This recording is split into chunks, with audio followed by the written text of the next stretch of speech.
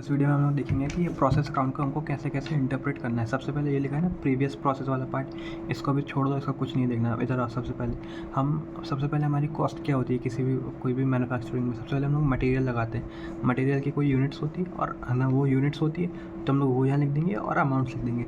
अब labour, direct expense और factory expense, इन तीनों की कभी कोई यूनिट्स होती ही नहीं, इन सबका सिर्फ अमाउंट हो जाता है, वो हमको यहाँ लिखना है। एक और बात, जो प्रोसेस अकाउंट बनता है ये हमेशा फैक्ट्री के लिए बनता है, क्योंकि फैक्ट्री में ही प्रोसेस होती है, उसके बाद थोड़ी कोई खास प्रोसेस होती है ऐसे, ठीक है।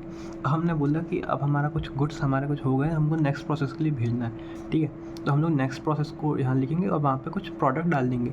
अब हम लोग नेक्स्ट प्रोसेस भेजेंगे तो हम लोग क्या लिखेंगे, मतलब जो जब मान लो कोई हमने ए प्रोसेस से बी प्रोसेस में भेजी, तो उन्होंने वो हमने तो एंट्री डाल दी यहाँ पे कि हमने गुड्स ट्रांसफ़र कर दिए, भेज दी। जब जिस जिस डिपार्टमेंट में, जिस ब्रांच में हमने प्रोसेस होने के लिए भेजे हैं, फर्दर प्रोसेस होने के लिए भेजे, वो रिसीविंग के लिए क्या एंट्री लिखेंगे, ये वाली, टू प्रीवियस प्रोसेस अकाउंट, ये हो गई। और कुछ यूनिट्स तो होंगी डेफिनेटली, तो यूनिट्स और अमाउंट उनका। अब ये है बाय कॉस्टिंग P&L। हमने एग्जाम्पल में देखा था ना कि जैसे मान लो जूस की हमारी कॉस्ट ही आ रही है 20 रुपये, और यहाँ पे था हमारी प्राइस थी 40 रुपये की। हम लोग को जूस हमारी कॉस्ट में बन रहा है 20 रुपीज़ में बन रहा है, और ये मार्केट में 40 रुपीज़ का बिक रहा है। तो हमने क्या पढ़ा था इसमें कि आप ये जूस को भेज दो, आप रॉ मटेरियल के फॉर्म में भेज दो, फिनिश गुड कन्वर्ट ही मत करो, क्योंकि आपको सीधा सीधा 100% का प्रॉफिट हो रहा है।